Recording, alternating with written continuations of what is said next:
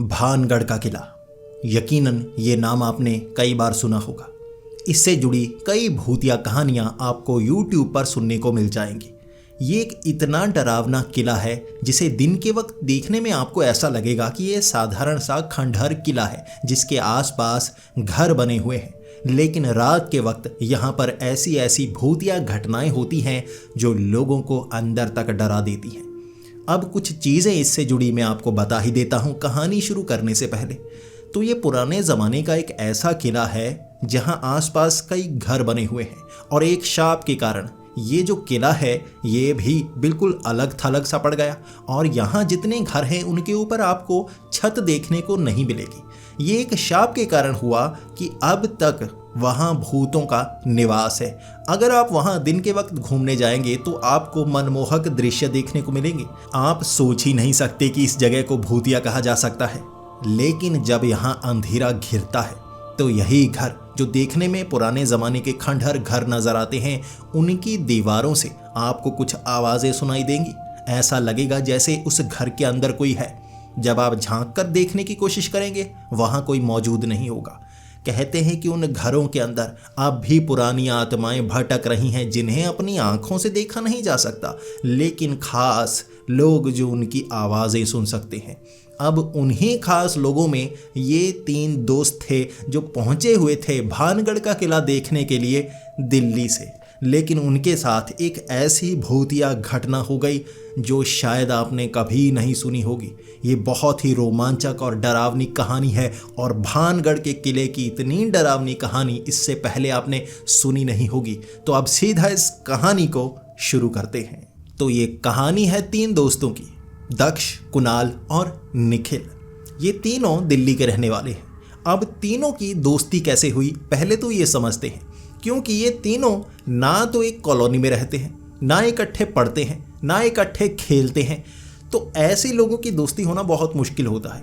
अमूमन हम दोस्त उसे बनाते हैं जिसके साथ काम करते हैं, उसके साथ पढ़े हुए हैं, हम कुछ खेलते हैं, वहाँ पर जान पहचान हो गई। लेकिन जो दक्ष है वो अभी कॉलेज में पढ़ रहा है, जबकि निखिल और कुणाल अलग अलग कंपनी में काम कर रहे हैं। उनकी दोस्ती कैसे हुई? वो दोस्ती हुई मैकेनिक की दुकान पर। अब तीनों के पास रॉयल एनफील्ड है, यानी कि बुलेट मोटरसाइकिल। अब तीनों को घूमने का शौक है, लेकिन जो उनके दोस्त थे उनके पास ये बाइक नहीं थी। कुछ को ये बाइक ही पसंद नहीं थी और जैसे तीनों को ये वाली बाइक बहुत ज़्यादा पसंद थी और एक समय तीनों इस बाइक को ठीक करवाने के लिए एक ऐसे ही मैकेनिक के पास गए हुए थे। वहाँ बाइक ठीक करवा रहे थे और आपस में बात करने लगे कि तुम्हारी बाइक बड़ी अच्छी है, बड़ी अच्छी मॉडिफाई करवाई हुई है। एक ने कहा तुम्हारी बाइक बहुत अच्छी है। अब तीनों इस तरह से बात करने लगे और तीनों की दोस्ती हो गई। उसके बाद वो कहने लगे कि क्या तुम अपनी रॉयल एनफील्ड से लेह लद्दाख का राउंड लगा कर आए हो? अब तीनों ने ये बात काफ़ी मायूसी में बताई। तीनों लेह लद्दाख नहीं गए थे। जिनके पास रॉयल एनफील्ड होती है ना ये बाइक, वो लेह लद्दाख नहीं गए तो उनकी इज्जत नहीं बनती। यानी कि अगर आपके पास बुलेट बाइक है, आपको लेह लद्दाख जाना ही है। ये सबसे कठिन रास्ता है और इसमें सबसे ज़्यादा मज़ा आता है और तीनों गए नहीं थे। अब यहाँ मोटरसाइकिल मैकेनिक की दुकान पर तीनों की दोस्ती हो गई। वहीं प्लान बना अगले महीने घूमने जाएंगे। अब इसके बाद तीनों इकट्ठे पहुँच गए लेह लद्दाख। ऐसे घूम कर आए और इनकी दोस्ती भी पक्की हो गई। इसके बाद अब जो दक्ष था उन्हें अपने कॉलेज में बुलाता, वो अपनी कंपनी में बुलाते। उनकी दोस्ती और अच्छी होने लगी। वो और अलग अलग नई नई जगह पर जाने लगे। अब दोस्ती और ज़्यादा पक्की होने लगी क्योंकि तीनों इकट्ठे ट्रिप निकाला करते और वो भी बाइक पर। खाने पीने का सामान, सारे कपड़े बाइक पर टांगते और घूमने निकल जाते।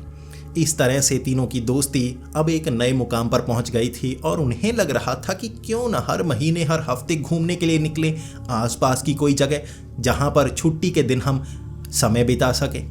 अब दक्ष ने कहा था कि एक ऐसी जगह चलते हैं जो हमारे लिए भी एडवेंचर वाली जगह हो। भानगढ़ का किला देखने चलते हैं जो यहाँ से 300 किलोमीटर की दूरी पर है और आगे चलकर जयपुर चले जाएंगे, वो थोड़ा ही आगे है उससे। तो दक्ष तो कॉलेज से छुट्टी कर सकता था। कुणाल ने काम छोड़ दिया था, वो नया काम ढूंढ रहा था तो वो फ्री था। अब जो निखिल था उसने छुट्टियां ले ली काम से, उसकी थोड़ी सी लड़ाई हुई थी। अब कुल 10 दिन के लिए वो फ्री थे और उन्होंने सोचा कि ये जनवरी का महीना है तो घूम कर आते हैं। वहाँ भानगढ़ का किला देखेंगे, राजस्थान घूमेंगे, गुजरात घूमेंगे, जयपुर घूमेंगे। ऐसे बहुत सारी जगह हैं जहाँ पर हम घूमने जाना चाहते हैं। छुट्टियाँ हुई हैं, निकलते हैं। तो जनवरी के महीने में वो निकल पड़े थे उस तरफ। अब जनवरी में धुंध पड़ती है दिल्ली में और उन्हें लगा था वहाँ ठंड तो होती है लेकिन इतनी धुंध नहीं पड़ती होगी। वहाँ पहुँचने पर उन्हें पता लगा कि यहाँ भी धुंध पड़ती है। जब ठंड पड़ती है, कहर की ठंड पड़ती है। अब बाइक से वहाँ जाने में उन्हें काफ़ी परेशानी हुई। उन्हें लग रहा था गर्मियाँ मुश्किल होती है या ठंड में भी मुश्किलात हो रही थी। जब वो भानगढ़ पहुँच गए तो वो वहाँ बाइक लगाकर पहले तो रूम के कमरे में आराम करने लगे। उसके बाद दोपहर के 3 बजे वो निकले घूमने भानगढ़ का किला देखने के लिए। इसके बाद जब वो भानगढ़ का किला देख रहे थे उन्हें वो बहुत अच्छा लगा। जैसे जैसे वो घूमते जा रहे थे, किला काफ़ी बड़ा था। आसपास कुछ गांव बसे हुए थे पुराने ज़माने के, जिन्हें खंडहर गांव कहा जाता है। घर अभी मौजूद हैं, छतें मौजूद नहीं। वहाँ पर जो गाइड था वो उन्हें बता रहा था यहाँ क्या क्या हुआ, कैसे शाप के कारण एक ऋषि थे, उनके शाप के कारण यहाँ बर्बादी आ गई। इस तरह काफ़ी समय वो घूमते रहे और उन्हें बहुत ज़्यादा मज़ा आ रहा था। लेकिन जब शाम के वक्त यहाँ भूतों की कहानियाँ सुनाने लगी ना, लोग कहने लगे कि यहाँ पर भूत होते हैं, दीवारों पर कान लगाकर सुनो। अब वो कान लगाकर सुन तो रहे थे, उन्हें आवाज़ें कोई सुनाई नहीं दे रही। और जो दक्ष था वो इन चीज़ों पर हंसा करता था कि देखो यार, लोग पागल हैं, दीवारों पर कान लगाकर कैसे सुन रहे हैं, कुछ कहते भी देखो ये आवाज़ आई, देखो ये आवाज़ आई। अब वो मान नहीं रहे कि यहाँ भूतों की आवाज़ कहाँ से आने लगी, लोग पागल हो चुके हैं, कहानियाँ बनाते हैं। अब जो दक्ष था उसका कहना था रात के वक्त रुक कर देखते हैं ना, शाम के वक्त यहाँ अंदर आने में मुश्किल तो होगी, आगे सिक्योरिटी गार्ड है, लेकिन हम निकल कर आ जाएंगे और यहाँ अंधेरे में घूमेंगे। अब बाकी 2 दोस्त भी एडवेंचर करना चाहते थे। उन्होंने कहा ठीक है, भूतों पर यकीन तो हम वैसे भी नहीं करते, मज़ा आएगा, रात को देखते हैं कौन सी आवाज़ आती है। फिर वो 4 से 4:30 बजे वापस आ गए। वहाँ कुछ खाया पिया। उसके बाद जब थोड़ा थोड़ा अंधेरा होने लगा, 7 साढ़े 7, वहाँ ठंड भी बढ़ने लगी थी, वो अपने मोटे कपड़े पहनकर सीधा इस तरफ निकल पड़े। उन्होंने सोचा था 11-12 बजे तक यहाँ एडवेंचर करेंगे, किले में घूमेंगे, पीछे वाले घरों में घूमेंगे, भूत देखेंगे कौन सा भूत है, और हम भी ज़िंदगी में भूत तो देखें, ऐसी डरावनी जगह पर देखने को मिलेगा ना। वो मजाक में कह रहे थे, उन्हें यकीन नहीं था कि भूत होते हैं। अब वो सीधा पहुँच गए यहाँ। अंधेरा हो चुका था। घरों के आसपास किले के एक तरफ वो घूमे जा रहे। उन्हें कई ऐसी जगह देखनी थी जो दिन के वक्त तो वो देख नहीं पाए थे, भीड़ ज़्यादा हो गई थी। अब उन्हें लगा वो जगह आराम से घूमी जा सकती है। रात के वक्त यहाँ कौन आने वाला है, डरावनी कहानियाँ सबको दूर रखे हुए थी। अब तीनों चलते चलते किले से पास उस बिना छत वाले गांव में पहुँचे। अब गांव में पहुँचने के बाद वो एक एक घर को देख रहे। अब वहाँ पिन ड्रॉप साइलेंस था। पहले तो बहुत ज़्यादा टूरिस्ट आए हुए थे। दिन के वक्त इतने ज़्यादा टूरिस्ट थे कि वो बहुत ज़्यादा भीड़ बनाकर आवाज़ें कर रहे थे। कुछ बच्चे आए हुए थे, वो हंस रहे थे। अब कुछ लोग कान लगाकर सुन रहे, चीखें मार रहे। वो तो पागलपंती थी ना। अब पिन ड्रॉप साइलेंस था। अब दीवार पर कान लगाकर सुनेंगे, असल में यहाँ से कोई आवाज़ आती है तो साफ साफ सुन जाएगी। दक्ष ने कान लगाकर सुनने की कोशिश की, कोई आवाज़ नहीं, बिल्कुल सन्नाटा। वहाँ टिड्डों की आवाज़ थी जो आसपास से आ रही थी, उसके सिवा कोई आवाज़ नहीं, किसी के बोलने की आवाज़ नहीं। वो थे जो एक दूसरे को थोड़ा डरा रहे थे, वो धक्का दे रहे थे, पाँव में पाँव फंसा रहे थे कि डरे एक दूसरे को, मजाक कर रहे थे दोस्त। अब वो चलते चलते एक किले की एक तरफ एक दीवार पर कान लगाकर सुन रहे थे मजाक में। तभी उन्हें अंदर से किसी के कराहने की आवाज़ आई। पहले तो उन्हें लगा जैसे कोई कुत्ता होगा, कोई जानवर होगा जिसे चोट लगी होगी, वो रो रहा है। कुछ देर बाद उसने कुछ बोला भी, जैसे पहले वो सिर्फ कराह रहा था, बाद में कि आए मेरे दर्द है, ऐसे शब्द बोले। अब ऐसे शब्द कुत्ते नहीं बोल सकते, इंसान ही बोलते हैं। तो दक्ष को लगा कोई है, हो सकता है हमारी तरह पागलपंती करने के लिए कोई यहाँ आया, कोई गिर विर ना गया हो, तो देखते हैं जाकर। अब तीनों दोस्त वो किले के एक तरफ दीवार से घूमकर अंदर गए। अब दीवार की दूसरी तरफ कोई नहीं, बिल्कुल सन्नाटा था। अब कोई मौजूद नहीं। उन्होंने 2-3 बार आवाज़ लगाई कि कोई है, किसी को चोट लगी है, हमारी मदद की ज़रूरत है तो बताओ, कोई आवाज़ करो, हम उस तरफ खुद ब खुद आ जाएंगे। कोई आवाज़ नहीं हुई। फिर वो उससे बाहर आ गए, दोबारा कान लगा कर सुना, दोबारा आवाज़ सुनाई नहीं दी। आगे वाले घरों में गए, एक घर में आवाज़ लगाई, वहाँ जब कान लगा कर सुना, किसी की आवाज़ सुनाई दी। अब तीनों को आवाज़ सुनाई दी थी जैसे 2 लोग आपस में बात कर रहे हो। जब घर के अंदर देखा, कोई मौजूद नहीं।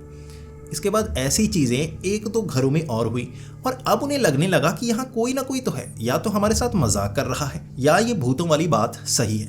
अब एक घर के पास पहुँचने के बाद वो दीवार पर कान लगाकर सुन रहे थे। अब वहाँ उन्हें आवाज़ सुनाई दी, 2-3 लोग जैसे आपस में बात कर रहे हों और उनकी आवाज़ काफ़ी भारी हो और एक औरत हो उनमें से जो कुछ बता रही हो। कान लगाकर सुना उन्होंने, आवाजें सुनाई दी। जैसे ही दरवाजे के पास अंदर देखने लगे, अंदर कोई नहीं, खंडहर घर था वो। फिर वो बाहर आ गए। वो कहने लगे यहाँ आवाजें तो सुनाई देती हैं, ऐसा तो नहीं यहाँ कोई सिस्टम लगाया हुआ, कोई स्पीकर लगाए हुए लोगों को बेवकूफ़ बनाने के लिए ताकि टूरिस्ट ज़्यादा आए।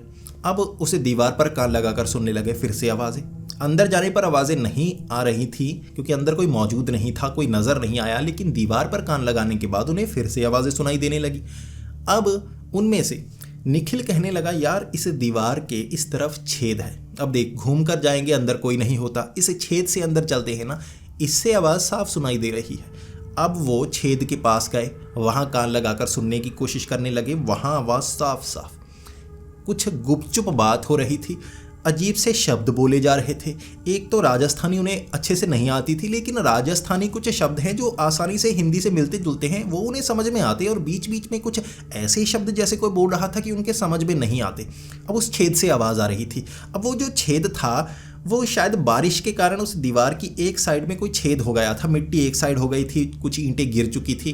उन्हें लगा यहाँ से अंदर घुसते हैं ना, देखते हैं इसके अंदर क्या है, कुछ लगाया हुआ तो नहीं, ये कोई खुफिया रास्ता तो नहीं।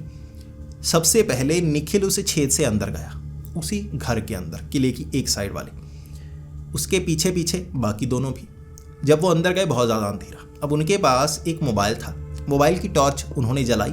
जैसे ही अंदर झांकने लगे तो बहुत ज़्यादा अंधेरा। अब तीनों ने अपने मोबाइल की वो टॉर्च जलाई, पूरी तरह से अंधेरा, उन्हें दीवारें नज़र नहीं आ रही, नीचे मिट्टी मिट्टी। वो चलते गए, आगे चलते गए। अब उन्हें लगा कि यार ये तो घर होना चाहिए ना, एक कमरे जैसा छोटा सा तो घर था, अब इसकी दीवार सामने होनी चाहिए। हमने बस छेद से आगे कदम ही तो रखा है, हम कोई गुफा के नीचे थोड़ी पहुंच गए जो बिल्कुल यार दूर दूर तक कुछ नज़र नहीं आ रहा। अब वो चलते चलते थोड़ा आगे गए, आगे उन्हें एक रास्ता नज़र आया, घर नज़र आए। अब दीवारें तो नज़र आई, लेकिन उस घर के अंदर की दीवारें नहीं, बाहर के घर की दीवारें दिख रही थी। जैसे वो उस छेद से बाहर आ गए, लेकिन वहाँ एक चीज़ का फ़र्क था, जो घर है वहाँ, जो किला है, उससे जो पास के शहर जो बना हुआ है, होटल्स बने हैं, वहाँ की लाइट्स साफ नज़र आती हैं। अब वो उस जगह पहुँच गए थे, घर तो नज़र आ रहा था, किला नज़र नहीं आ रहा था, ना कोई लाइट जल रही, पूरी तरह से जैसे अंधेरा।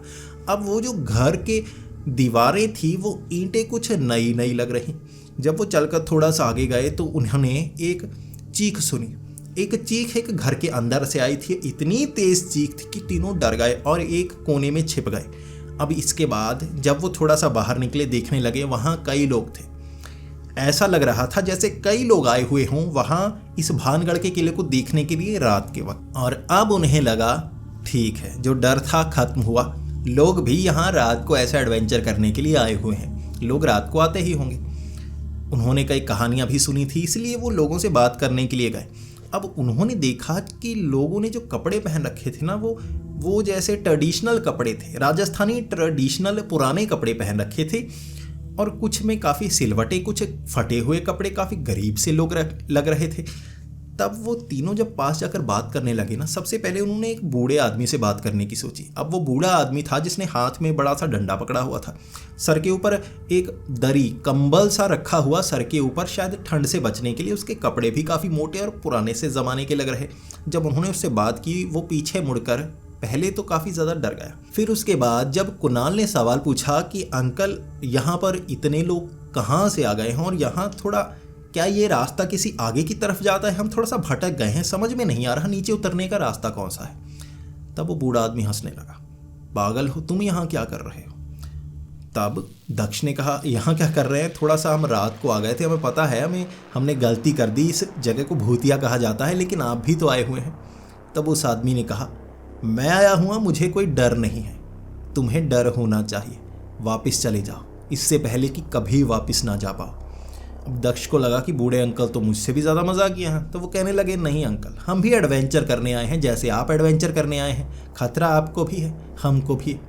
उस बूढ़े आदमी ने कहा, नहीं, मुझे खतरा नहीं है, तुम्हें खतरा है, क्योंकि तुम जिंदा हो, हम जिंदा थोड़ी ना है। ये सुनकर तीनों के एक तरह से जो चेहरे थे सफ़ेद फिर गए थे। एक तो अंधेरा, भूतिया जगह, आवाज़ें सुनकर आए थे। अब उस बूढ़े अंकल की ये बात ने उन्हें डरा सा दिया। अब वो थोड़े घबरा गए कि बस अंकल ने मजाक कर दिया, चुप करो, निकलो यहाँ से। अब कुछ लोगों के और पास गए, हर किसी के शब्द डरावने कि तुम यहाँ क्या कर रहे हो, पागल हो यहाँ पर, यहाँ रुकना नहीं है, चले जाओ यहाँ से। वो कह रहे हैं कि हम भी वहाँ घूमने के लिए आए हैं, बाहर जाने का रास्ता ढूंढ रहे हैं। उन्होंने कहा जहाँ से आए हो वहीं से वापस जाना, वरना रास्ता कभी नहीं मिलेगा। अब जो लोग थे वहाँ पर वो भीड़ बनाकर इकट्ठे होने लगे। अब जितने लोग थे इकट्ठे हो रहे थे, जितनी औरतें थी, उन्होंने ट्रेडिशनल कपड़े पहन रखे थे राजस्थानी, लेकिन काफ़ी पुराने से, जैसे उनके रंग उतरे हुए हों, जैसे काफ़ी समय से वो पहन रहे हों, बदले ना हों उन्होंने कपड़े।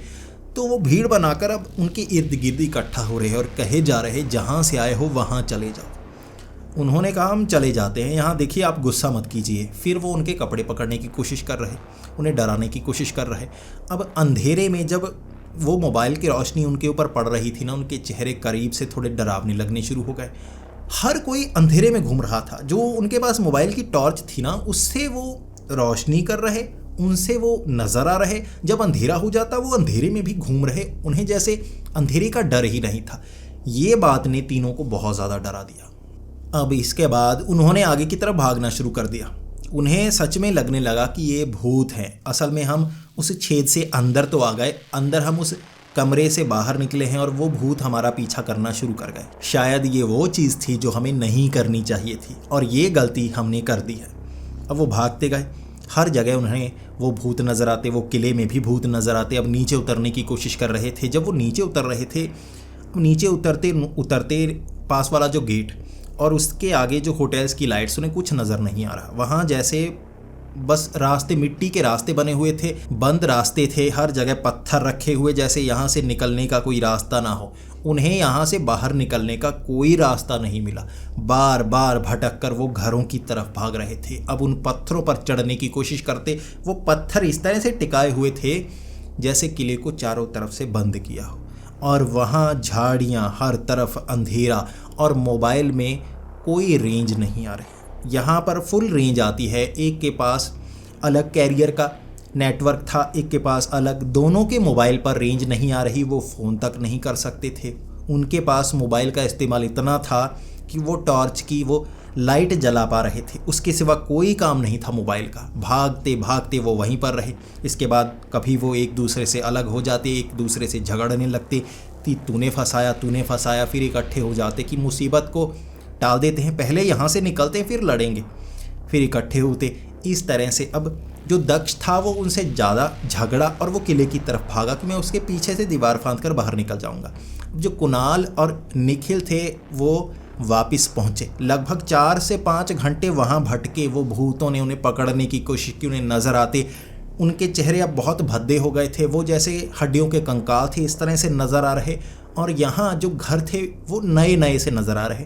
एक घर में पहुंचकर उन्हें पता चला ये वो घर है जिसके छेद से वो बाहर निकले थे। अब उन भूतों की बात उन्हें पूरी तरह से याद थी। जहाँ से आए हो वहीं से चले जाओ, और उन्होंने वैसा ही किया। जहाँ से वो आए थे उसी छेद से निखिल और कुणाल बाहर निकले। जब वो बाहर निकले तब उन्होंने देखा कि वहाँ जैसे सब कुछ पुराना सा हो गया।